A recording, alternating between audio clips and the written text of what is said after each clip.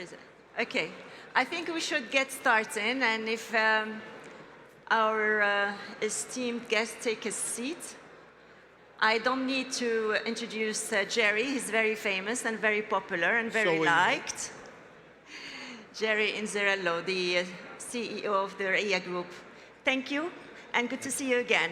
Assalamu alaikum, everyone. Thanks for coming. Assalamu alaikum wa rahmatullahi wa barakatuh. Okay, let's get cracking. I want to pick on your general perspective of the market movers in the architectural scene. We have noticed a big shift from high skyscrapers, 50 stories and above, to something more sustainable, reuse of existing buildings.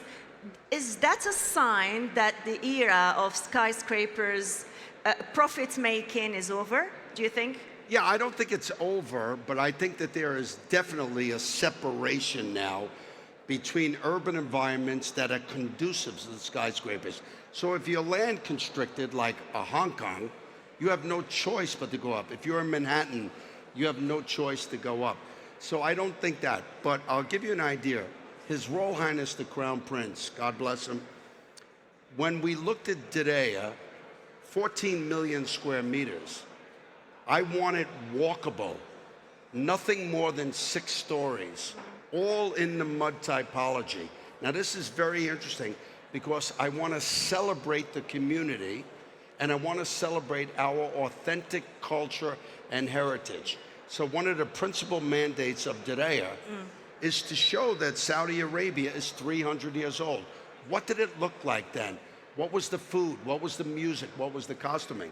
So in order to make it walkable, we had a core drilled through 10 million cubic meters of rock to put the infrastructure below ground. Now, this is a trend because if you look at natural cultural cities, they don't want to go up. You know, you and I were talking, you were born in the beautiful country of Morocco. When I did a big project, Mazagan, no, it's supposed to look Moroccan, right? So the big trend now around the world is where you're highly urbanized and have to go up. But now we're preserving communities that are culture, heritage communities. And our Giga project is only up to 6 stories. So where do you think investors should put their bets on? I would definitely bet on Diriyah, or I bet on the kingdom. And boy, we're having a great FII because we've closed so many deals here. But look at it this way. Riyadh right now, thanks to our brothers and sisters at the great Royal Commission for Riyadh City, is empowered to take the city from about 8 million people to 15 million people. But the jewel in the middle of the city is Diriyah. Birthplace of the kingdom, home of Al Saud, home of the UNESCO World Heritage Site. And incidentally, by founding day, February 22nd, we will have welcomed 3 million people to the UNESCO site to see what Arabia was 300 years ago. Jerry, in terms of regulation and policy created by the government to actually boost and enhance this route towards sustainable development, what do you think governments should do? And share with us the experience you had here when you took the project over and his Crown Prince wanted to have a walkable area in Diriyah. Yes, you see, the Crown Prince is celebrated for his vision. But I'll tell all my Saudi brothers and sisters know this, but he's a very strict environmentalist. You look at his dedication to the Red Sea, restoration of Jeddah, even in the empty quarter. But what he's doing now, I want a historical city, walkable, good quality of life.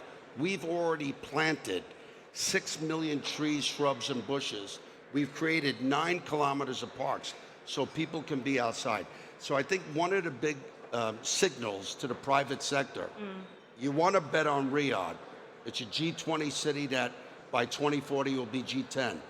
You want to bet on the jewel in the middle because that's our cultural identity. That's our source of national pride. You know, we say there's only one Diriyah. It's a source of national pride. So I think the Crown Prince is at the forefront now of a new movement of cultural heritage tourism, but community-based, you know? too often on giga projects, you develop the giga project, but you don't take the community with you, right? We've taken 14% of my staff are from Diriyah. Okay, what is your non-negotiable value that you would like to address to CEOs, architects, developers, or stakeholders within this community? Yeah, so all are welcomed. Obviously, that's a big tourism mandate. We had a goal to have 100 million tourism visits by 2030. We achieved it in December of I was just going to ask you, because the airports are busy and sometimes we have to fly in the sky before we land. That happened. Yeah, 2 we days achieved ago. it, 27 million foreign visits, 73 domestic visits. But Diriyah will always be culture, heritage, right? Now, there's something non-negotiable about that. So we have 42 luxury hotels, but they're different. Some are Asian operators, Raffles, Rosewood, some are American, some are British, you know, all the great hotel companies. All the buildings have to be in a Diriyah color, right? That's non-negotiable. But on the inside, they can have their own personality. Let's now talk about money. Sounds fantastic. Everything looks great. Diriyah is beautiful. It's giving us this model that other countries would like to copy. But this type of development is quite expensive. How do you see this can be managed? I mean, what do you see? What do you think in terms of costs to build such a model?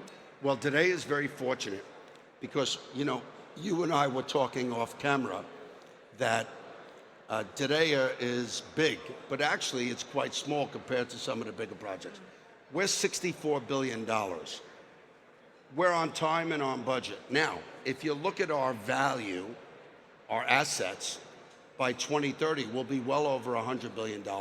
And at some point, I believe we will list in the future on the Saudi Stock Exchange. But you're in the middle of your power G20 city. You already have footfall here. We already have people coming in abundant numbers. The brilliant job done by the Saudi Tourism Authority. I think my great friend Tony Douglas is following one of the great airline executives. What he's doing in Riyadh Air is brilliant. So we're going to have them come, and this is going to be a very solid investment. Jerry, let's take a pause and watch the beautiful video that your team has put together for Diriyah. Little too much. The great Greg Norman, everybody.